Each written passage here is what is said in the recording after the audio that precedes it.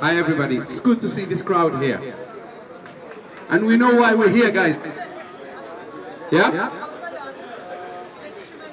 Our demands are very simple. End unfair dismissal, rise our fares, and lowers Uber's commission. At the moment, Uber's commission is between 35 to 45%. Right? Exactly. So, the 55% you get, the rest of the burden is on you. The cost of running, the car is on you. The insurance, fuel, petrol, everything is on you. At the end of the day, when you trim everything, what you get, less than 35% from the original fare. So that's why we're here. Keep up the momentum, guys. Keep the energy going.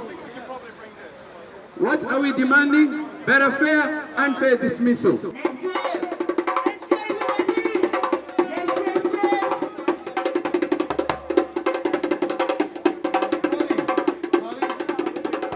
everybody! Yes, yes, yes! You can't hide! For Uber, you can't hide! For Uber, you can't hide! For Uber, you can't hide! Uber, you can't hide! Uber, you can't hide! Uber, you can't hide! Uber, you can't hide! You know, this is getting tougher. Regulatory authorities are getting tougher. They're revoking licenses. They're coming up with new rules all the time. And we do a lot of casework to support drivers who are threatened with deactivation as well as having their license removed by a licensing authority.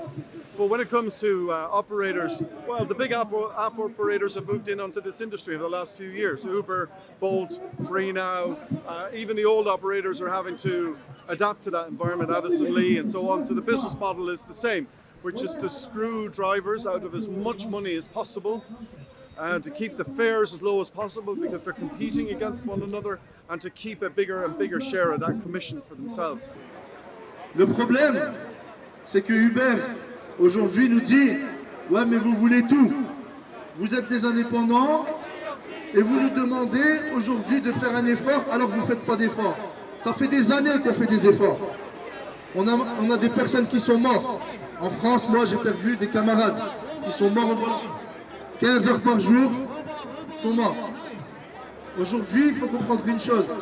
Ce qui se passe ici, ça se passe en France, ça se passe en Belgique, ça se passe aux Pays-Bas, ça se passe partout.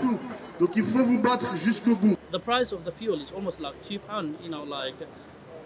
for a litre. So that's why we're here today. We're not working today, and we do need Uber, but they do need us as well. So if they can put the fare and stop these dismisses.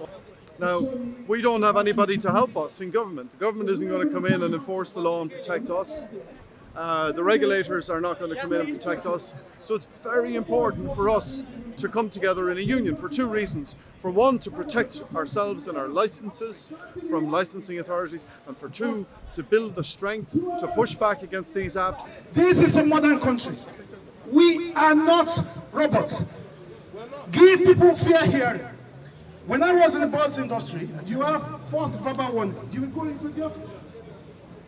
First written warning, and second and final written warning. They're going to give you 3 chances.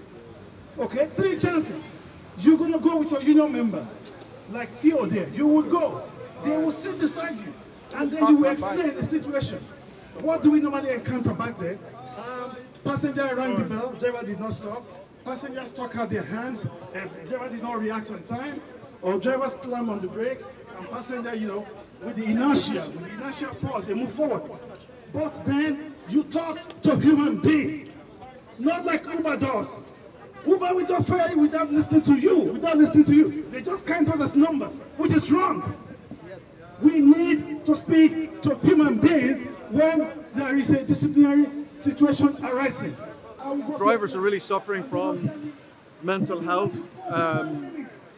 I won't say concerns, but you have to really take care of your mental health in this industry because there's a lot of pressure. You have to work very long hours. It's stressful being in traffic. You got demanding customers, a very tough regulator.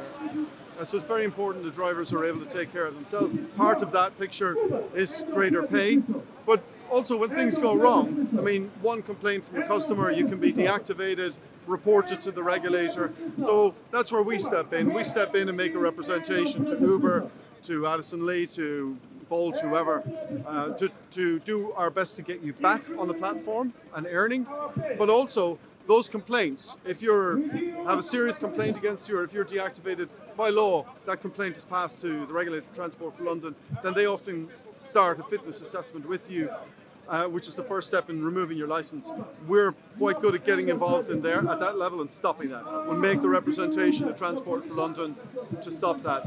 We'll also advise you on the things that you need to do in the meantime to make sure that you protect your position if you have a complaint against you.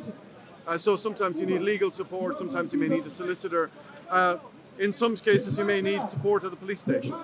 But the union will always be there for you. You never know when it's going to happen to you. It happens to all of us at some point in our career. And when that happens, you need to have a union at your back.